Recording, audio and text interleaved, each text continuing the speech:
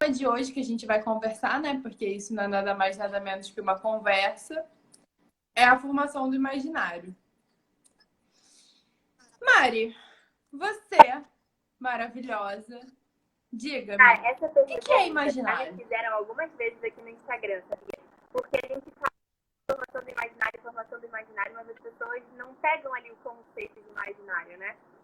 Acho que ficou um termo batido, as pessoas já repetem sem nem às vezes se questionar o que é imaginário. E eu gosto de fazer, assim, uma analogia. Eu até escrevi um story sobre isso quando eu estava pelos stories do pré-universitário. Me perguntaram justamente o que é imaginário. E aí eu tive que responder, né? Eu fiz essa analogia assim, que a nossa cabeça, ela funciona como se fosse um guarda-roupa, né? A gente vai guardando lá dentro todas as experiências que a gente acumula. Quando a gente esse imaginário, esse guarda-roupa, ele é preenchido com a nossa convivência em família, né? O que os nossos pais falam pra gente, os valores que eles passam pra gente, a nossa convivência com a família estendida, né? Avós e primos, tudo isso vai preenchendo esse guarda-roupa, né? Esse nosso guarda-roupa mental. E aí, conforme a gente vai crescendo, a gente vai aprendendo a ler, a gente vai assistindo um pouco de televisão, né? Escuta um pouco mais de música. E aí, conforme vai adquirindo essas outras experiências, tudo isso vai preenchendo esse guarda-roupa, pouquinho a pouco. Né? As músicas que a gente ouve, os filmes que a gente assiste, os livros que a gente lê, tudo isso vai preenchendo esse guarda-roupa. E esse guarda-roupa é o nosso imaginário, né? Esse acúmulo de experiências ao longo da vida que a gente vai, com o qual a gente vai preenchendo a nossa cabeça, a nossa mente. E daí, surge até, como eu falei, quando a gente é criança, e a nossa experiência naquela época é a convivência com os pais, surge até um pouco a importância de ter uma família bem estruturada e bem formada, né? Que faz diferença que nessa época da infância é onde a gente é mais, esse guarda-roupa tá mais aberto, né? A gente é mais uma esponja que vai absorver tudo. Eu gosto de dar um exemplo sobre o imaginário, que é o seguinte. O que os índios pensaram quando chegou a primeira caravela? Aquilo ali não era uma caravela para eles. Por que não era uma caravela? Porque eles não conheciam uma caravela. Então, quando a gente fala sobre imaginário, a gente está dizendo do repertório que a pessoa tem, né? Que você estava fazendo analogia com as roupas, para identificar e para explicar o mundo. Então, se a gente tem explicações mais enviesadas, a gente vai ter uma leitura de mundo enviesado. Se a gente tem explicações amplas, a gente vai ter uma ampla visão de mundo. E aí, o que você falou de rede social, família, ir preenchendo esse imaginário, a gente precisa ter noção de que, falando um pouco de psicologia, você está estruturando hoje a pessoa que você vai ser.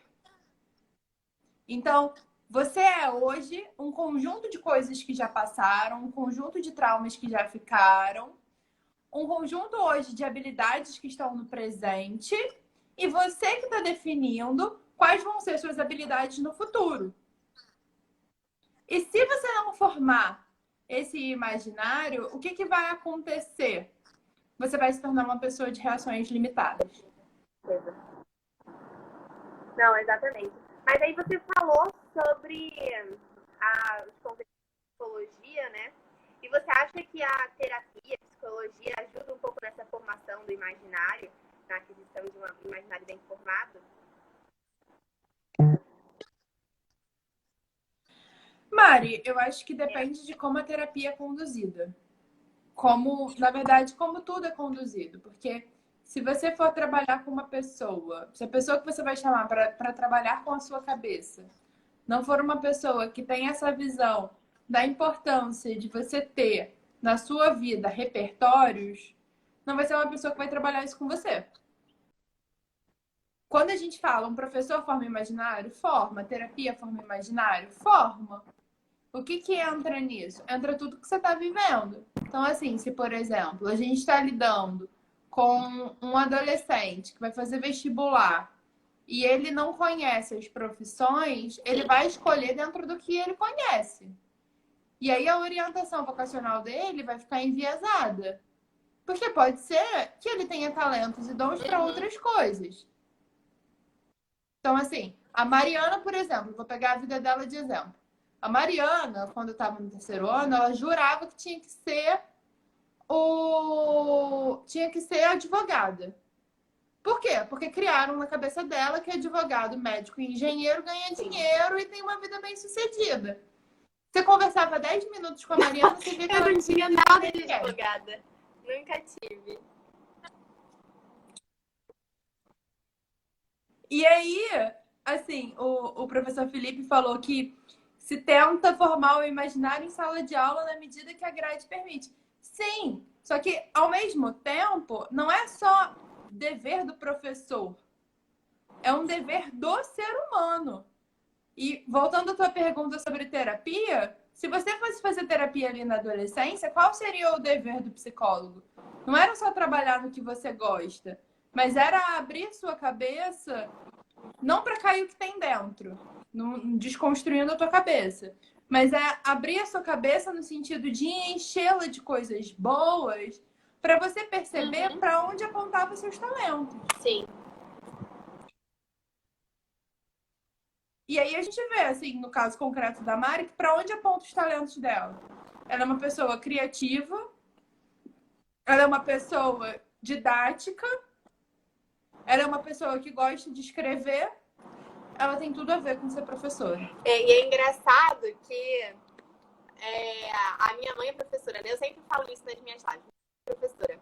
E aqui em casa sempre teve uma propaganda contrária ao fato de eu ser professora. Então pode ser que isso já tenha excluído do meu imaginário a possibilidade de eu ter vocação para ser professora, né?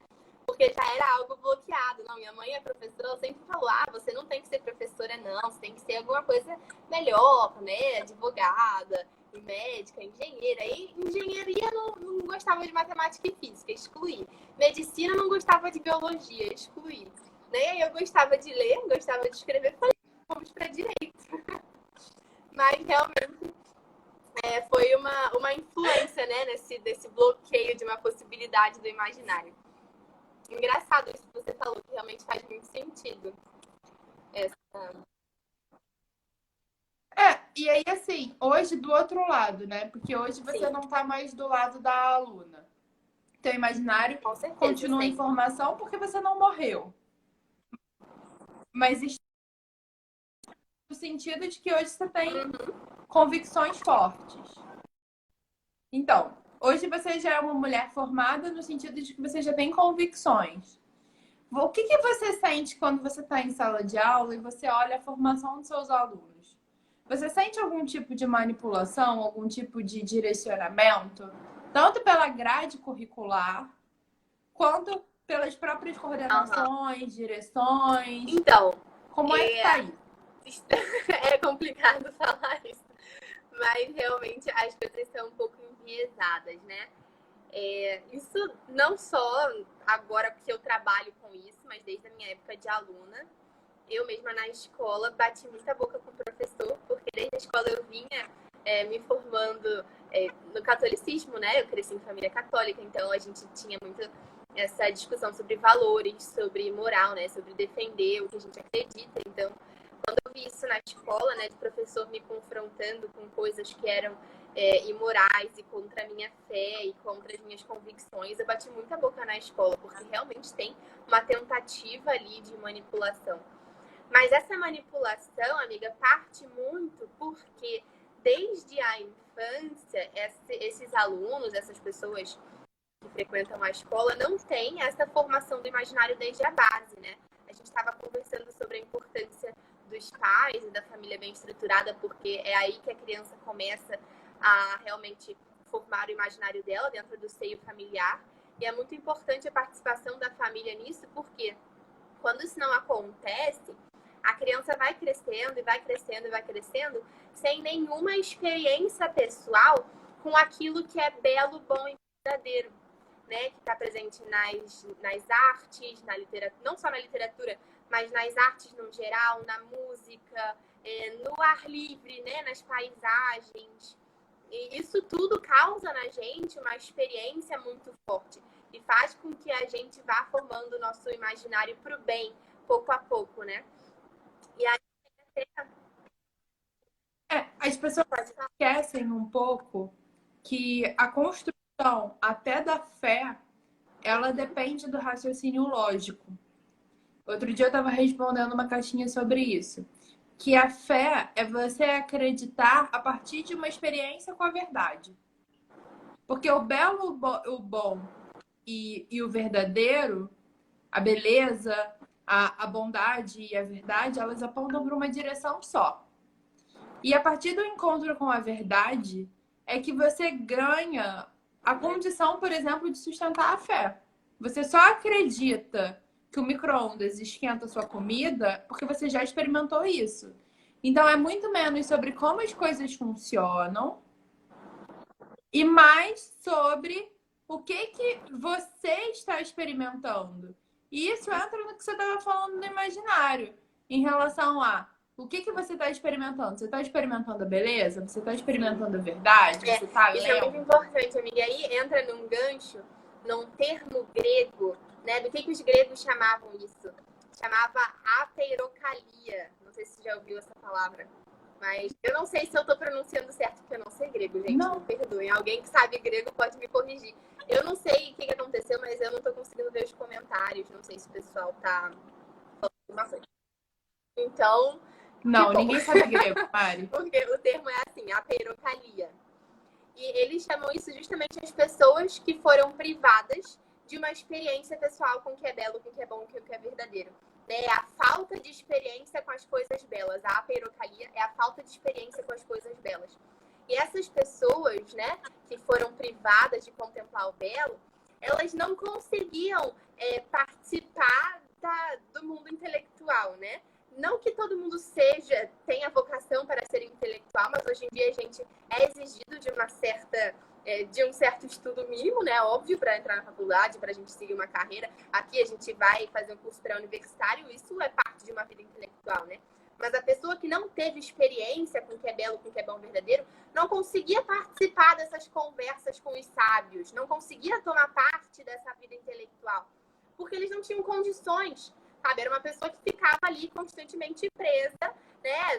Perdida, né? A pessoa que não teve experiência com o que é belo, com o que é bom, com o que é verdadeiro, fica com o imaginário completamente perdido. Não tem parâmetros, né, para se guiar naquilo que no estudo que é bom, no estudo que é verdadeiro, no estudo direcionado para a verdade.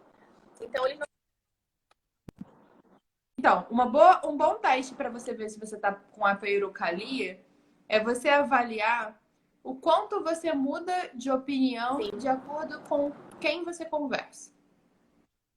Se você vai conversar, se você é aquela pessoa que você conversa com uma pessoa de esquerda e no final você está defendendo a esquerda, e vai conversar com uma pessoa de direita e no final você tá concordando com a pessoa de direita, é sinal que você passa por isso. Por quê? Porque você não tem uma boa formação moral, você não tem uma boa construção da sua memória, você não tem uma base sólida no que é verdadeiro, e a partir disso você não consegue discutir e você não consegue manter uma posição. Isso significa que quem tem uma boa formação do imaginário não muda de opinião? Não, não é isso. Porque uma pessoa que tem uma boa formação do imaginário pode mudar de opinião à medida que ela discerne sobre a verdade. Mas a gente tem que ter noção de que a verdade é uma linha reta, ou seja, se você já conseguiu discernir 2 pontos dessa linha, você já sabe o caminho que você segue. Não, é exatamente isso, amiga. Acho que uma boa sacada sua. Nunca tinha pensado por esse lado, né? Sobre a mudança de opinião.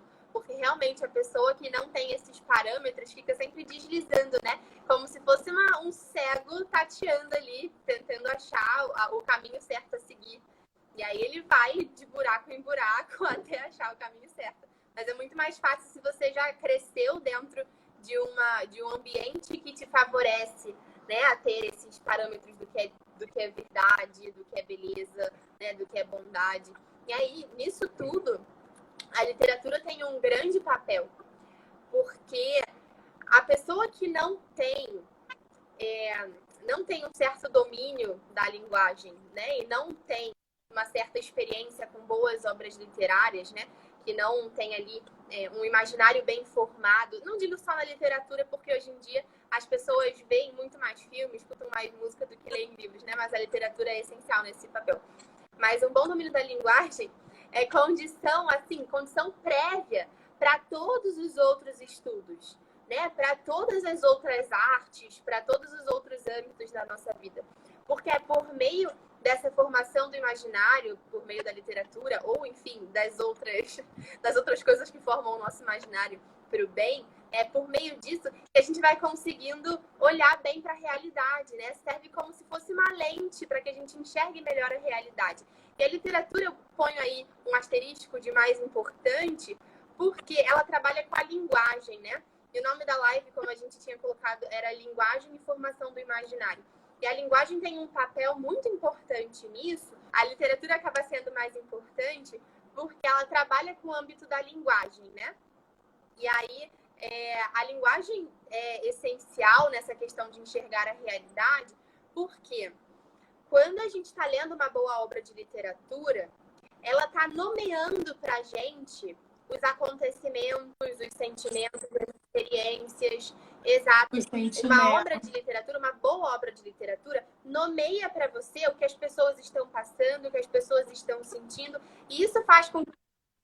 Exato. Isso faz com que você ganhe a capacidade de nomear o que você está sentindo, o que você está passando, o que está acontecendo ao seu redor, o que os outros estão passando, o que os outros estão sentindo. Então, uma boa formação literária, um imaginário bem formado com boas obras literárias, permitem aí uma excelente compreensão da realidade, porque você vai conseguir nomear as coisas, você vai ganhar essa aptidão de nomear o que você está passando, o que está acontecendo ao seu redor. E isso faz falta hoje em dia, as pessoas não conseguem mais fazer isso. Um bom exercício em relação a isso é você observar o que é a leitura de um livro para uma pessoa que já tem um imaginário formado e uma pessoa que não tem um imaginário formado. E isso é engraçado porque eu tenho um quadro, eu sei que você não gosta de Harry Potter. A Mariana não gosta de Harry Potter e eu sou diametralmente o oposto. Eu amo Harry Potter. Mas é engraçado que uma vez eu estava conversando com a mãe de um paciente que acompanha uns posts que eu faço pegando uns temas que surgem em Harry Potter. E ela virou para mim e falou assim: Érica, eu não sei de onde você cava as coisas que você fala sobre Harry Potter. E aí eu falei, porque existe a pessoa que vai ler aquilo ali sem um imaginário formado e vai ler literalmente o que está escrito. Ou existe uma pessoa que já tem um imaginário formado e que vai ler aquilo ali e vai cavar o que pode ser ali. E vai conseguir correlacionar isso com outras experiências e aí, outras situações. E aí entra num grande problema que assim, a gente não tinha nem pensado em falar, mas que agora veio muito na minha cabeça e eu sei que você consegue discorrer um pouco sobre, que é o grande problema do analfabetismo funcional. E isso entra muito no que a gente estava sendo antes, né? Essa questão de não saber nomear as coisas, entra nessa questão do analfabetismo funcional. E faz total link com o que a gente estava conversando sobre manipulação na escola, né? Sobre o enviesamento dos estudos por parte da escola, dos professores e etc, né? Porque o que acontece? Eles se aproveitam de adolescentes que não são bem formados, que não têm um imaginário bem formado, que não sabem nomear os próprios sentimentos, as próprias frustrações, as próprias situações, e se aproveitam dessa situação para angariar pessoas para sua agenda, né? Mas a questão do analfabetismo funcional entra aí porque essas pessoas que são manipuladas, né? Passam a falar, quando entram na ideologia, passam a falar muito por jargões. Não sei se você já percebeu. Porque é a ideologia que nomeia as coisas para eles. É péssimo! Exato. É péssimo! É péssimo! É péssimo! Gente, assim, ai Jesus! Aí vai vir para terapia o bendito, o bonitinho, que é aluno da Mariana. Não é aluno da Mariana, não. É aluno de outro professor, que a Mariana corrige isso. Não. É teu aluno, Mari? Você tem aluno assim?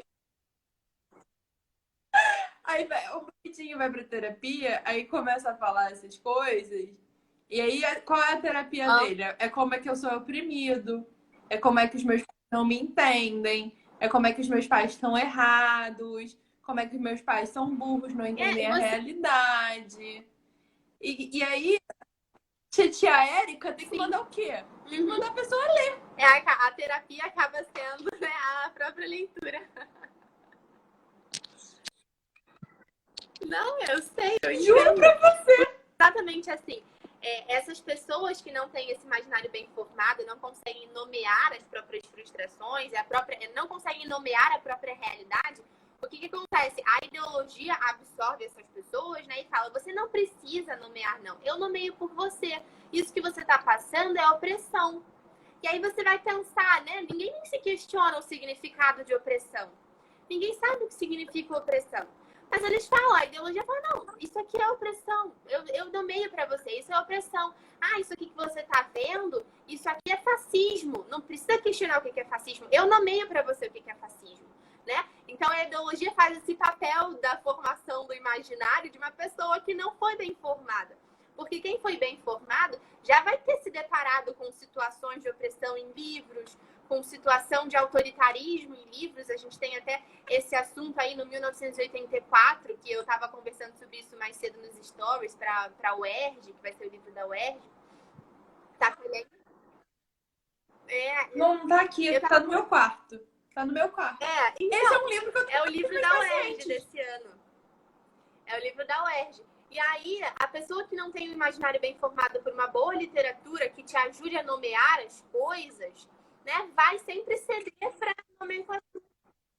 Cai no sócio em inglês total. Cai no sócio em inglês total. E aí eles começam ali, né? O que é opressão?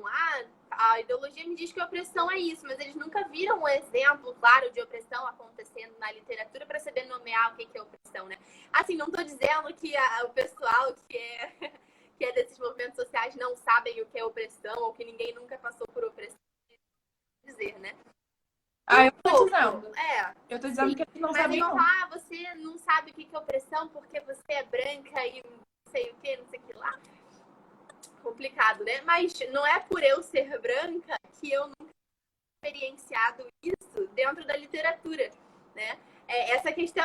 Aí entra no outro assunto engraçado, que eu acabei entrando nisso sem querer. A questão do lugar de fala, né? Que muitos falam, lugar de fala, porque você nunca viveu isso, você não sabe o que é. Se você nunca viveu, você não sabe o que é. A literatura permite justamente isso. A formação do imaginário permite que a gente viva outras vidas, né? Permite que a gente viva outras vidas. Eu falei da fé como virtude no início, que a fé é a experiência através da verdade e que a fé só se torna lógica a partir do contato com a verdade. Mas isso que você está falando de lugar de fala, de opressão, isso entra com um valor, que não é uma virtude, que é muito importante, que é a empatia.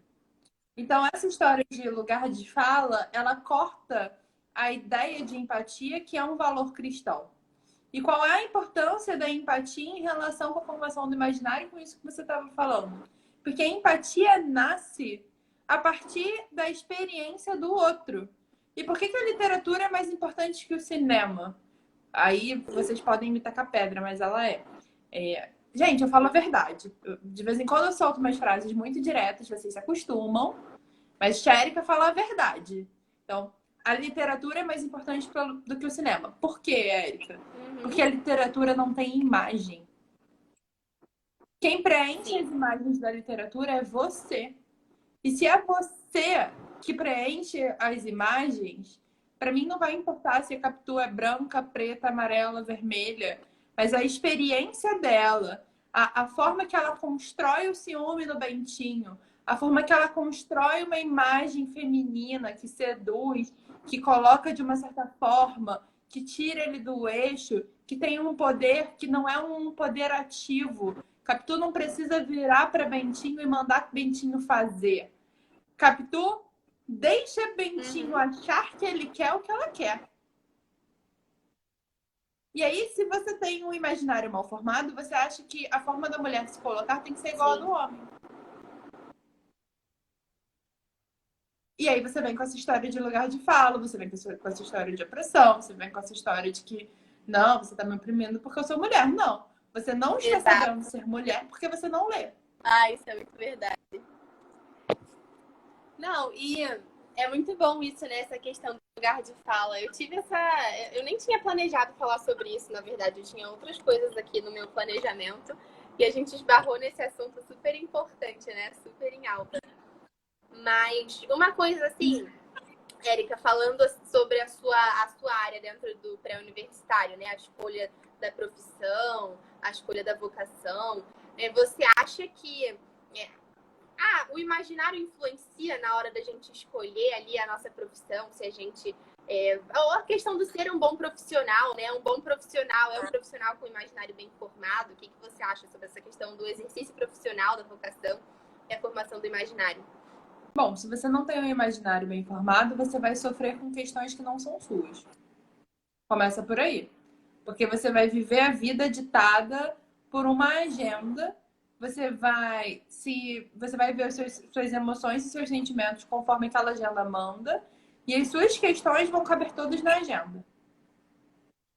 E aí, exatamente nessa agenda que vão estar suas profissões.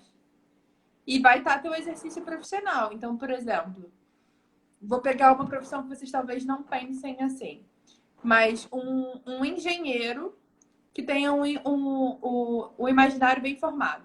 Tô pegando alguém bem longe da humanas para vocês verem o tamanho do impacto. Um engenheiro com o imaginário mal formado, talvez ele pense dentro de uma falta de visão que o melhor prédio é o prédio mais barato. É o prédio que vai dar mais lucro. E ele vai fazer um prédio sem recorte, vai fazer um prédio reto. E aí, quando você pega e você compara uma cidade alemã, se você compara Berlim, que foi dividida por um muro, e fica fica muito claro o lado oriental e o lado ocidental. E até hoje, muitos anos depois da queda do muro, o lado onde tinha, que era o lado oriental, que foi dominado pelo comunismo, que teve esses prédios mais baratos, ainda continua sendo o lado com maior desemprego, de menor renda. Tem um segregacionismo das pessoas que moram naquele lado. E você vê isso até na imagem do prédio. Se você pensa simplesmente num imaginário pobre, que não tem contato com a beleza, você vê, por exemplo, que um prédio, quando ele está quebrado, ninguém se preocupa com a conservação dele. Mas que quando a gente fala de um prédio bem cuidado, as pessoas se sentem mal de fazer mal a ele. Então, sim, se a pessoa tem um imaginário mal formado, ela vai ser infeliz, ela vai escolher mal a profissão, ela vai realizar mal a profissão e ela vai fazer mal à sociedade, porque com o imaginário mal formado, ela não vai ir de encontro, ela não vai fazer um esforço pela beleza, pela bondade, pelo belo, pelo verdadeiro. Perfeito, pelo amiga. E ela também não vai se preocupar em fazer aquilo pelo outro, né? A gente precisa muito pensar na hora de exercer a nossa profissão, em exercer aquilo pelo bem do outro, pensando no que como o outro vai se beneficiar com isso. Isso só é alcançado pela empatia, como você estava falando. E a empatia se desenvolve pela formação do imaginário, né? Porque a gente vai viver a vida de outras pessoas, né? Realmente a gente vive a vida daqueles personagens quando a gente está lendo. Eu achava engraçado quando eu era adolescente. Não que eu fui um exemplo de adolescente com imaginário super bem formado, nada disso. Eu comecei realmente a ler bons livros há muito pouco tempo. Mas eu sempre fui de ler bastante, não necessariamente bons livros. E quando eu era adolescente, eu gostava muito de One Direction, né? Aqui, revelações. Eu lia muita fanfic. É engraçado que na fanfic eles criam ali uma história de romance entre você e o personagem da banda e colocam o teu nome lá dentro, né? E aí faz com que você realmente viva uma outra vida que não é sua. E você realmente consegue colocar ali, até porque eles colocam o seu nome, tem outras que não colocam, mas você realmente sente como se você estivesse na pele daquela pessoa que está passando por aquelas situações da fanfic. Não acho que seja o melhor exemplo, mas foi uma situação realmente engraçada que passou na minha vida, porque tinha uma época que eu estava lendo uma fanfic e eu estava tão envolvida com ela, e eu realmente sentia tudo que a personagem estava sentindo. E às vezes eu chorava. Sabe como é que é adolescente dramática, né? Ainda calho de ser canceriana e entra nesse negócio de, né? Horrível. E chorava horrores com a fanfic, me apegava ao negócio. E aí uma amiga minha chegou, Mari, você tá se envolvendo demais, dá uma parada na sua leitura, para de ler um pouquinho, né? Aí eu realmente parei de ler, mas é engraçado porque esse envolvimento com os personagens, não digo no exemplo da fanfic, não é o melhor exemplo que a gente pode ter na nossa vida, mas esse envolvimento com os personagens é essencial nesse desenvolvimento do imaginário. Porque quando a gente pega um bom livro, a gente consegue se envolver realmente e se colocar na pele daquele personagem que está passando por aquela situação. A gente desenvolve esse senso de empatia, a gente consegue entender o que o outro sente. E só aí realmente a gente vai ter literalmente o que Jesus pediu a nós do amar ao próximo como a nós mesmos, né? A gente vai entender a situação pelo que o outro está passando. Porque quando a gente lê a literatura, a gente se coloca na pele de uma outra pessoa que não é a gente, né? E porque a literatura ensina você a subjetivar. Então você vai estar pegando, assim, quando a gente pega bons escritores, a gente pega ensinamentos de como passar por situações bem. Ou o diametralmente oposto, como você não deve passar por uma situação. E aí, você entrou nessa do comportamento, de como você age de uma forma ou como você age de outra, e como você se envolve. E eu lembro, quando eu era adolescente, eu também não era uma adolescente assim, exemplar, não. Eu era em umas coisas, não era em outras. Mas eu lembro que eu li O Triste Fim de Policarpo Quaresma. E depois que eu li O Triste Fim de Policarpo Quaresma, eu li esse livro umas 3 vezes, porque eu gostei muito. Gente, eu era uma adolescente nerd, eu gostava de literatura boa. Eu lia Crepúsculo. Mas tinham outras coisas. Não, eu li O Triste Fim de Policarpo Quaresma, mas eu assistia Gossip Girl. Você pode falar qualquer coisa de Gossip Girl sem falar. E não lia Policarpo Quaresma. Mas fala. E aí eu lembro da história e de toda a forma que eles abordam a morte. E quando na época a gente perdeu uma pessoa querida, eu era a pessoa que olhava a morte e assim, eu não estava mal. Então foi um livro que, com todo o humor e com toda a manipulação da morte, me fez bem. E aí, assim, falando um pouco de livro, do que você anda lendo, do que hoje você está formando seu imaginário, porque até a adolescência a gente é muito influenciado pelo meio que a gente vive. E a gente não tinha uma Aline Broadbeck chamando a gente de querida e ajudando, formando a gente. A gente foi entrando nesse mundo depois. Essa geração tem um privilégio aí de uma galera que tá formando, né? A gente não teve isso.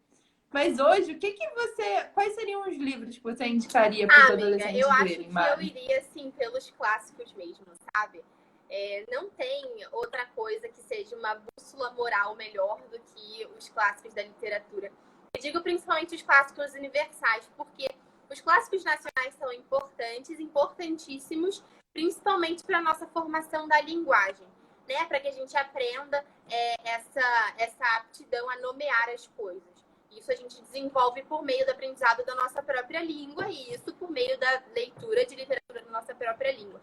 Mas acho que, assim, para desenvolvimento moral, de virtudes, de valores, de crescimento como ser humano, de empatia, eu acho que não tem nada comparável à literatura mundial. Nada, nada. E isso eu digo, assim, desde Homero, sabe? Homero, Dante, Shakespeare, Dostoiévski, Tolstói. E aí a gente vai, isso é essencial, sabe? É essencial. A nossa literatura é muito boa. Vou contar uma coisa engraçada da Érica adolescente.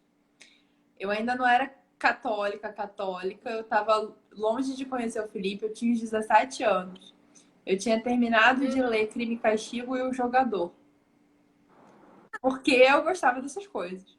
E eu tava numa onda de só ler filósofos russos, e de só ler russos, e só falar sobre Rússia.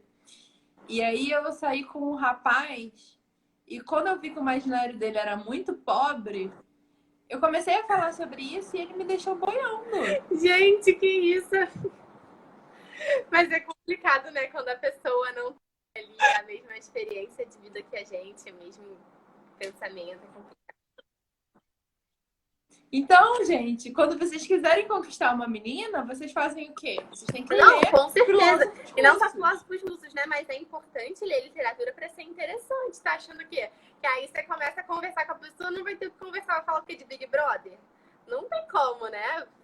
Big Brother acontece 2 meses no ano, tu vai ter assunto para 2 meses, assunto pobre, e aí acabou. Com a boa literatura, não. Você tem assunto para a vida inteira.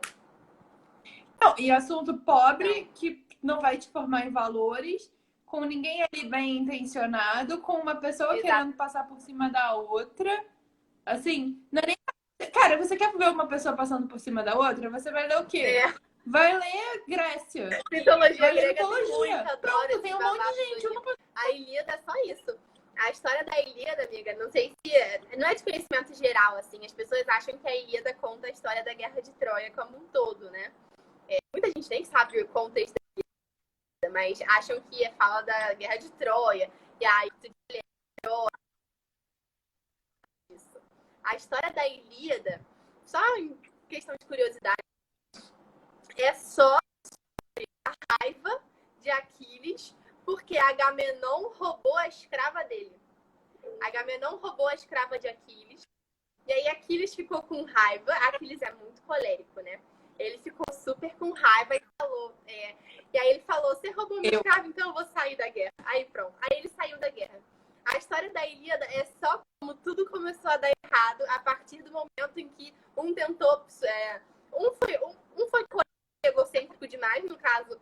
Aquiles, né, que eu sou muito bom, vocês não conseguem ganhar a guerra sem mim, então eu vou sair deixando todos os companheiros dele na mão. E o outro tentou passar em cima do amigo, né, que foi Agamenon, que roubou a escrava de Aquiles.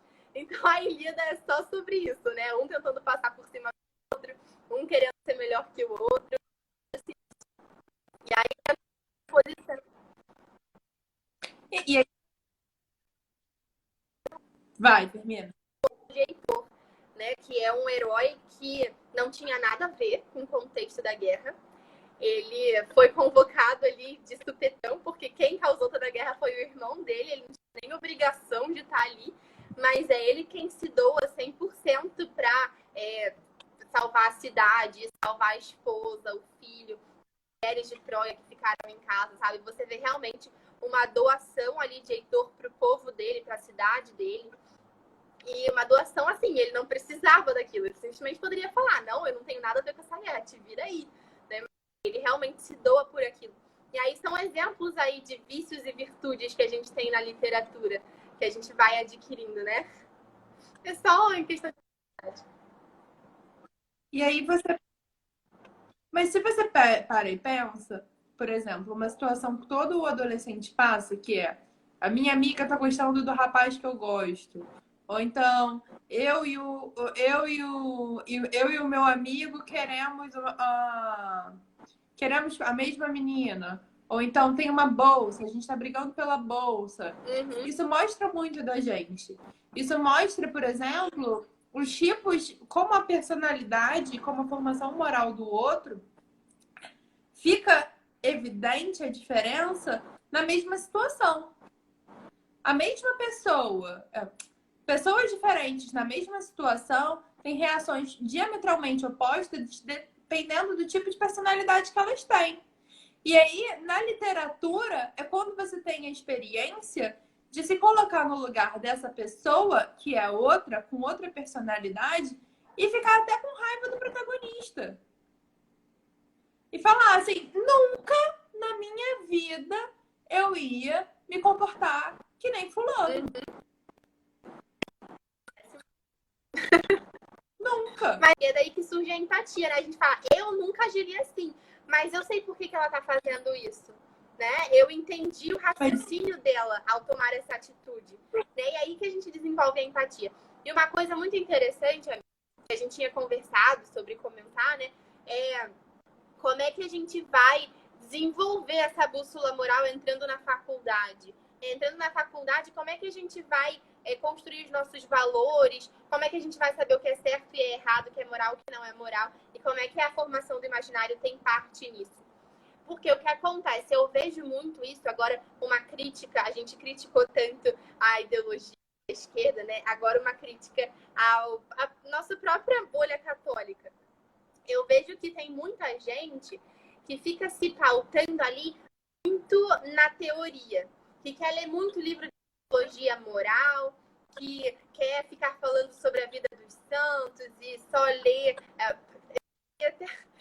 Eu fiquei com um pouco de raiva nesse dia que eu estava vendo um vídeo de um pessoal que estava dizendo: para que eu vou ler Machado de Assis se eu tenho, por exemplo, São Tomás de Aquino? Uma coisa não tem nada a ver com a outra. Lindo! Você tem que ler Machado de Assis para você ser gente, para você entender São Tomás de Aquino. Se você não ler Machado de Assis, você não vai entender a nossa bolha fica muito presa nessa necessidade de ler a teoria, nessa necessidade de ler a filosofia, de ir lá, né, pegar, por exemplo, teologia moral e ver regra por regra, o que pode, o que não pode, o que é bom, o que é mal, o que é ruim. Só que o próprio São Tomás de Aquino falava que o mal da teoria é que ela não abrange todas as possibilidades humanas possíveis. A teoria não vai te dar material para você aplicar aquilo em todas as circunstâncias. Inclusive, a gente falou aqui da Aline Brodbeck, né? Vai falar do Rafael agora. O Rafael recebe uma pergunta e fala: não sei, eu não conheço a tua vida, não conheço a tua circunstância, né? É certo fazer isso, é certo fazer aquilo, não sei. Não conheço a tua situação, não conheço a tua vida, a tua circunstância. E só o que vai nos guiar diante das diversas circunstâncias da vida são outras vidas, outras possibilidades de vida humana, né? E essas outras vidas que vão sendo a nossa bússola moral, né? De que, nessa situação aqui não foi adequado fazer isso. Então, aplicando na minha vida, não seria adequado fazer isso também. No meu caso, já seria. Não estou dizendo que não é importante ler São Tomás de Aquino. Vamos falar, Mariana herege falou que São Tomás de Aquino é desimportante. Claro que não. Vou pra fogueira, eu acho, né? Eu tô falando que, assim, para nossa capacidade intelectual no momento, né, eu não quero ser uma teóloga, eu não aspiro a ser filósofa, eu quero ser Mariana, professora de português, boa esposa, boa mãe, né? Não quero ser teóloga, filósofa. Então, para mim, não é interessante ir, né? Oi? Santa. E santa, né? Mas para mim não é interessante ir na teoria direto, porque aquilo não é aplicável tanto na minha vida, né? Assim, nem todo mundo vai ter vocação para ler esse tipo de livro, né? A teoria pura. Então, para mim, Mariana, vale muito mais acumular o máximo de experiências de vida possíveis para adquirir essa bússola moral. Né? Óbvio, a teoria é muito importante, mas para a gente que quer ser humaninho ali, né, que não aspira a ser teólogo e dominar toda a teoria, o mais importante é acumular o máximo de vida possível para que a gente saiba aplicar isso na nossa vida.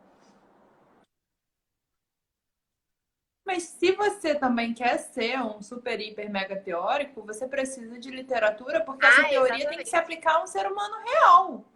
E por mais que você, assim, hoje, sei lá, eu passo minha semana, eu tenho contato com 30 vidas diferentes. São 30 horas escutando 30 pessoas diferentes. Se eu não leio, se eu não tenho uma bagagem de literatura, eu não alcanço a personalidade deles. Mesmo tendo noção de um guia, de um manual estatístico, de um manual de personalidade, mesmo estudando manuais técnicos de psicologia. Porque se você não chega nisso, e um livro que me ajuda muito nesse sentido de literatura foi O Alienista. Que é exatamente a crítica. Muito bom! É maravilhoso! Conto de Machado de Assis. Lindo! Então, para quem não conhece O Alienista, ele conta a história de um médico que ele é psiquiatra e ele vai para sua cidade e ele monta um manicômio. E ele começa a achar que cada uma das pessoas merece estar naquele manicômio por razões diferentes. vou dar spoiler, tá, Mari? Depois que julga todas as pessoas e coloca todas as pessoas no manicômio, ele percebe que, na verdade, o louco era ele, de ver loucura em tudo. E isso pra gente, pra quem é psicólogo, eu sempre lembro disso toda vez que eu vou avaliar uma pessoa.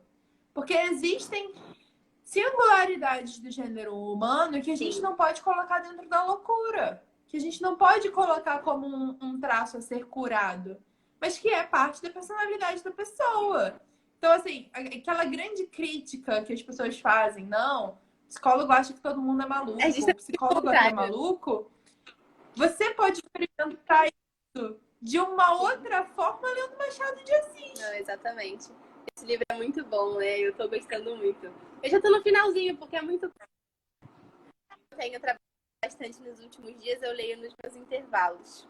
Aí eu tô lendo um pouco mais lentamente, mas é muito, muito bom. Mas é isso que a gente tava falando, né? Sobre... Mari, deixa Pode fazer. Deixa eu te fazer uma pergunta. Eu queria saber o seguinte.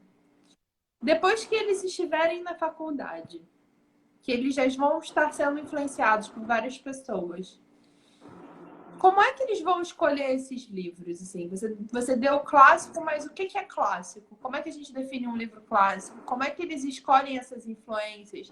Tem algum lugar, alguma coisa que você sente que pode dar um essa norte? definição do que é clássico, aí a gente precisaria de uma outra live só para falar sobre isso.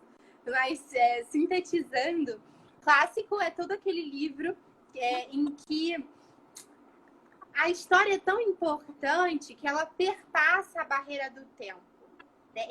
O conteúdo é tão importante, é tão universal, que ele perpassa o tempo, né? Ele é atemporal, digamos assim. Eu consigo ler Homero e aplicar as situações de Homero aos dias de hoje, se eu quiser. Né? Ele é atemporal, ele perpassa a barreira do tempo. Então, por isso os clássicos são clássicos, porque eles são universais e atemporais, né? E aí, né, como é que as pessoas vão escolher o que ler na faculdade? É muito importante, desde já, a gente já está formando também referências de pessoas que possam nos guiar nesse sentido. Muitas vezes a gente não vai conseguir essas indicações por conta própria, né? Inclusive fazendo merchan, se quiser vir falar comigo no direct depois, pode vir para tirar essas dúvidas e tudo mais. Para pedir indicação de livro, muita gente vem me pedir e eu sempre tento dar indicações de acordo com os interesses da pessoa, porque isso também faz toda a diferença, né? A pessoa, eu gosto de romance romântico, aí eu vou lá e indico um livro de romance, né? Mas enfim, é bom. Por exemplo, aproveita agora e pega logo a dica de romance da Mariana. Eu sempre indico Orgulho e Preconceito. Mas é incrível, Gente, é incrível, né? é maravilhosa. Eu nunca li Emma. Mas eu prefiro Emma. Eu deixo muito a desejar no quesito de Jane Austen, pra ser sincera. Mas eu tô precisando ler os outros livros. Mas gosto muito. Ela é maravilhosa, né? Mas tem vários outros. E aí é bom que a gente encontre, então, boas referências de pessoas que possam nos guiar nesse caminho. Não tem como a gente caminhar sozinho. A gente tem muita gente querendo que a gente caia, né? Então, enquanto mais sozinho a gente tá, mais passível de ser influenciado a gente é.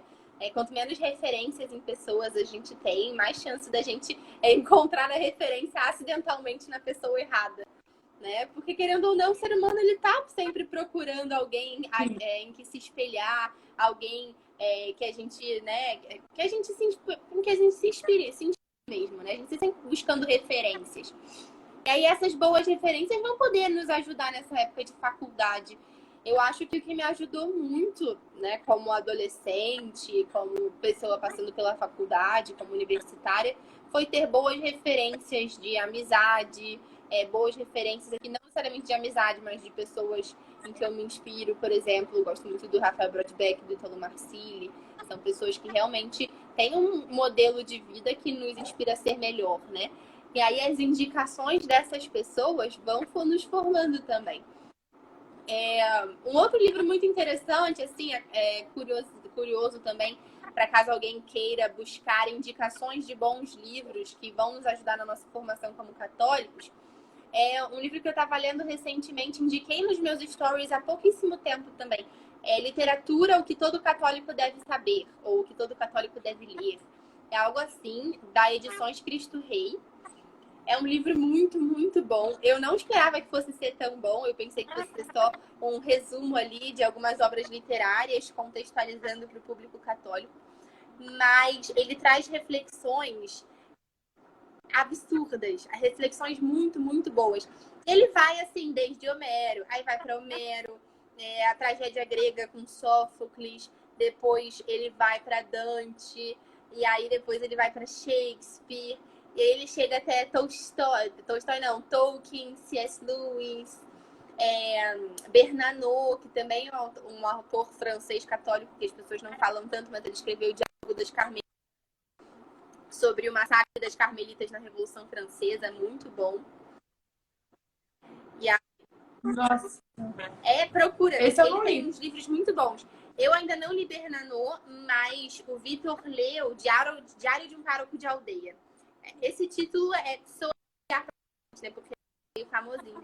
Mas é sobre o padre, né, pároco de aldeia. Então, a vida do padre, sob a perspectiva dele.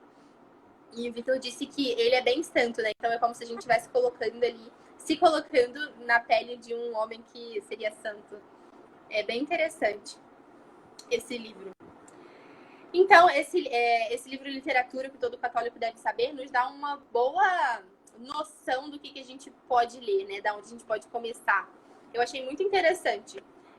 No final tem uma lista dos 100 livros mais importantes que você precisa ler de literatura mundial. Ele é focado, é de um autor americano. Oi? Você concordou com a lista? Concordei, você tem Você livros concordou bons, com a são livros lista? realmente excelentes, são clássicos, amiga. E aí ele pega assim, no final ele vai mais para os modernos, né? C.S. Lewis, Tolkien, e pega o pessoal mais relativamente atual. Só que como ele é um autor americano, ele vai muito para a literatura mundial, não vai falar nada de literatura nacional, né? Mas aqui sendo um pouco polêmica, é o que eu tinha falado antes, para a bússola moral, para a construção de empatia, de imaginário moral mesmo, eu acho que o mais importante é a literatura mundial. A literatura nacional é muito boa para, como eu tinha falado, a nossa aptidão de nomear as coisas, nomear os sentimentos e desenvolvimento da linguagem é essencial a gente aprender isso. E as histórias também são maravilhosas, né? Machado de Assis é incrível. Mas os clássicos da literatura universal são muito moralmente superiores do que a nossa literatura brasileira. Pra gente fechar a live, a gente já passou de 1 hora. As duas. E se deixar, a gente fala aqui até amanhã, fica conversando e eles ficam assistindo. Mas eu queria te perguntar, hoje, depois disso tudo, qual é o seu livro pergunta favorito? Difícil. Eu acho muito difícil responder essa pergunta. Assim, eu sou sanguínea, se você me dá uma pergunta, eu vou sair engatando. Mas eu nunca fui uma pessoa muito de ter favoritos, sabe? Sempre quando perguntava, qual é a sua cor favorita? Nunca fui muito de ter. Eu falava que era laranja, depois eu mudei pra rosa, só pra responder, sabe? Então era uma pergunta que eu respondia por responder. Eu nunca fui muito de ter favoritos. E eu acho que hoje, assim, com livros e com filmes, eu não consigo selecionar livros que sejam, assim, favoritos, sabe? Eu gosto muito de vários e consigo nomear aqui alguns livros que me marcaram realmente, mas eu não consigo dizer, esse foi o meu favorito, eu amo esse livro de paixão. Eu realmente não tive nada que me marcou, assim, a ponto de ser, favorito. Mas eu gostei muito, muito mesmo de Madame Bovary. Foi um livro que mexeu muito comigo, porque eu achei... É exatamente aquela situação que a gente estava conversando antes sobre uma pessoa que a gente consegue olhar para ela e ver, eu não quero agir assim, sabe? Eu não quero ser assim. É aquele modelo de pessoa do que não fazer, né? Eu não quero ser pessoa. Ela é desprezível. E aí, Madame Bovary mexeu muito comigo. Outro livro que eu gostei muito foi A Morte de Mãe Elite. Também mexeu muito comigo. Esse livro é perfeito. Nossa, eu amo esse livro. muito, né? Esse livro é muito bom. Toda dor que ele Toda passa, meditação toda- sobre a morte. Ele vê que a vida dele era fútil, né? Mas enfim, esse livro é muito, muito bom. Eu também gostei muito da Eneida, porque eu sempre fui muito. Eu sempre gostei muito de coisas que fizessem relações com outros livros, sabe? Crossover, sabe? Não, a Eneida Esse eu não... é o épico romano, né? A Ilíada e a Odisseia são épicos gregos, a Eneida é o épico romano. Eu não digo que seja o único, mas é o mais famoso, né? E ele é como se fosse a conclusão da Guerra de Troia. O que aconteceu depois da Guerra de Troia? E conta a história de Enéas, um herói troiano, que ele é encarregado de fugir de Troia, da cidade que foi destruída, com um grupo de homens e fundar a nova Troia. Fundar a cidade que seria tão poderosa e tão grande, tão influente quanto Troia foi na antiguidade. E essa cidade é Roma. E é muito interessante que durante a Idade Média, a Eneida foi muito aclamada pelos cristãos, porque Roma é a sede da nossa fé, né? A sede da nossa igreja, é o coração da igreja católica. E a Eneida traz toda uma profecia que Roma seria a cidade mais importante do mundo, a cidade mais influente do mundo, mas pelo momento em que ela foi escrita, por causa do Império Romano, realmente, que Roma naquela época era indestrutível, né? Só que aí a gente conseguiu enxergar um pouco esse poder transcendental, como se Virgílio fosse ali um profeta da perenidade de Roma, né? Da importância sobrenatural de Roma, não só do poder terreno, mas do poder sobrenatural de Roma. Então, a Eneida, assim, me marcou bastante por esse sentido. Eu gostei muito também. E também pelos crossovers com a Guerra de Troia, os deuses, e eu gosto muito dessas coisas. Porque eles fazem várias referências ao cavalo de Troia, ao que aconteceu, mas enfim. E os seus, amiga, me conta, porque senão eu fico aqui falando até amanhã. Bom, eu trabalho muito com criança e adolescente, então as minhas escolhas são sugestivas, tá? Eu fico com Crime e Castigo, porque Dostoiévski sempre vai ser Dostoiévski e impactou a minha vida. Eu gosto muito, me formou muito como pessoa e, sem dúvida, mexeu com a minha subjetividade, com toda a minha forma de fazer apostolado e vida. Jura? Capitães de Areia. Eu tenho uma implicância com esse livro. Juro. Assim, quando o Jorge Amado descreve o Trapiche, quando ele faz toda a construção, quando no final um deles se torna artista e é realmente o único ali que tem chance de ter encontro com a verdade, é exatamente o artista, que é o que eles chamavam de professor, né? Então, assim, apesar do Jorge Amado ele ter um direcionamento político que não me agrada, a forma como ele descreveu me ajuda muito a criar empatia um pouco sobre a formação do ser humano. Então, Jorge Amado, com Capitães de Areia, para mim, foi muito importante. Harry Claro, Potter. tem que ser. Harry Potter eu não posso deixar de citar, porque hoje, para mim, não é só um livro que me formou quando eu era criança e adolescente, mas é um livro com o qual eu trabalho. Eu uso muito ele em terapia, ajuda muito as crianças, principalmente porque Harry Potter é um livro de transição. Harry Potter não é para você parar em Harry Potter, né? Harry Potter é para você aprender a ler livros longos. Harry Potter é para aquela criança, para criança que está virando adolescente, para adolescente que está começando a entrar numa vida de leitura. Então eu gosto muito de todos os personagens. E, assim, se vocês quiserem saber o quanto eu gosto de Harry Potter, é só olhar minha página. Todo mês tem um texto de Harry Potter. Uma vez por mês tem um texto de Harry Potter. Mas, assim, mais o quê? Orgulho e Preconceito mexeu muito comigo, mas Emma mexeu mais.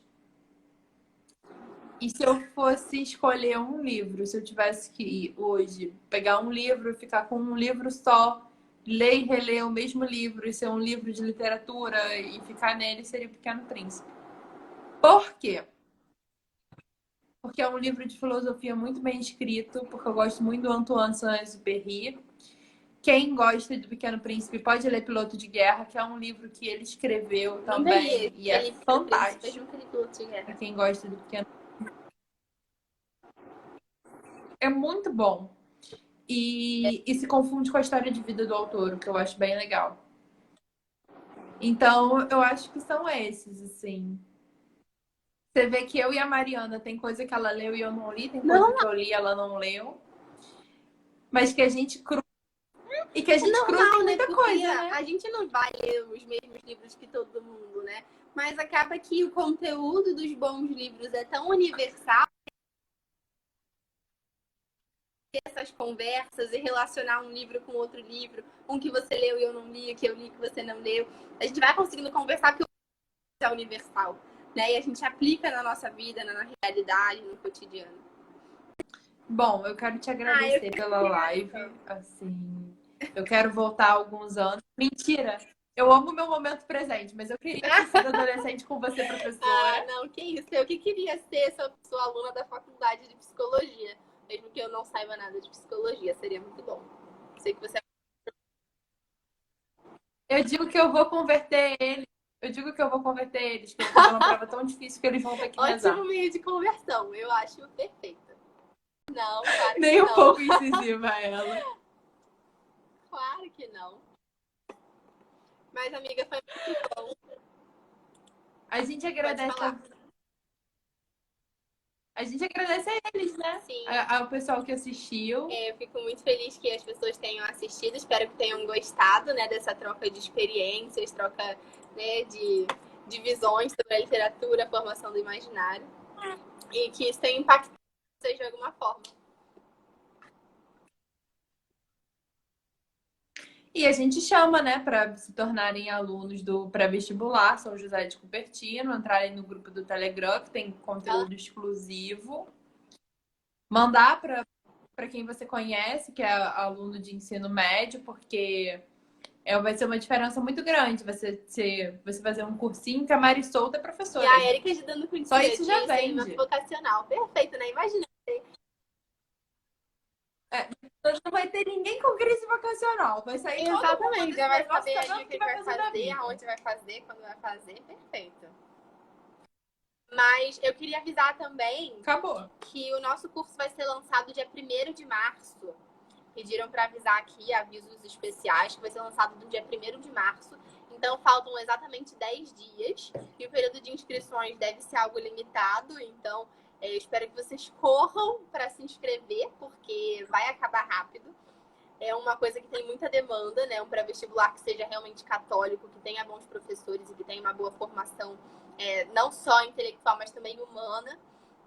Então, corram aí, contem para os amigos, para os familiares, para a prima, para a vizinha e vai divulgando para todo mundo, para a gente alcançar o máximo de pessoas possível. É isso.